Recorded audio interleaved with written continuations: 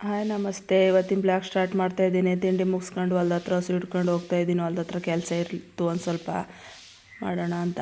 ಹಸು ಕಡ್ಡಿಗೆ ಮೇಯ ಕಟ್ಟಾಕ್ಬಿಟ್ಟು ಇಲ್ಲಿ ನೋಡಿ ಆ ಥರ ಜಗರಣೆ ಆಡ್ತಾವೆ ಮನೆ ಪಕ್ಕನೇ. ಬೀನಿಸಲ್ಲಿ ಸ್ವಲ್ಪ ಕಳೆ ಇತ್ತು, ಕಳೆ ಕೀಳೋಣ ಅಂತ ಬಂದೆ. ಮಲ್ಚಿಂಗ್ ಪೇಪರ್ ಹಾಸಿರೋದ್ರಿಂದ ಸ್ವಲ್ಪ ಸೈಡಲ್ಲೆಲ್ಲ ನೀರು ಹೋಗಿರೋದ್ರಲ್ಲಿ ಮಾತ್ರ ಹುಟ್ಟಿತ್ತು. ಅದನ್ನು ಆದಾಕೋಣ ಅಂತ ಆದಾಕ್ತಾಯಿದ್ದೀನಿ. ಅಲ್ಲೇ ಮಧ್ಯೆ ಒಂದೊಂದು ಬೀನಿಸ್ ಇದು ಸೌತೆಕಾಯಿನೂ ನೆಟ್ಟಿದೆ ತಿನ್ನೋಣ ಅಂತ. ತಿನ್ನೋಕ್ಕಾಯ್ತವೆ ಅಂದ್ಬಿಟ್ಟು ಒಂದು 5-6 ಗುಣಿ ನೆಟ್ಟಿದೆ. ಹಳೆ ಸ್ವಲ್ಪ ಇರೋದ್ರಿಂದ ಬೇಗನೆ ಕಿತ್ತಾಕ್ದೆ.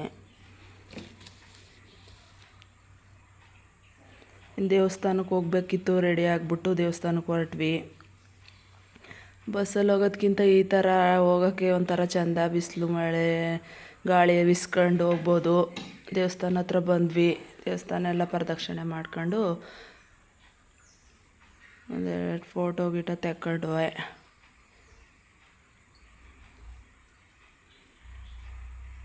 ಪೂಜೆ ಎಲ್ಲ ಮುಗಿಸ್ಕೊಂಡ್ವಿ. ಪೂಜೆ ಮುಗಿಸ್ಕೊಂಡು ಊಟಕ್ಕೆ ಹೊರಟ್ವಿ. ಊಟ ಎಲ್ಲ ಆಗಿ ಮನೆ ಕಡೆ ಬರ್ತಾ ಇದ್ದೀವಿ. ಇವಾಗ ಸಬ್ಸ್ಕ್ರೈಬ್ ಮಾಡಿ, ಲೈಕ್ ಮಾಡಿ, ಶೇರ್ ಮಾಡಿ.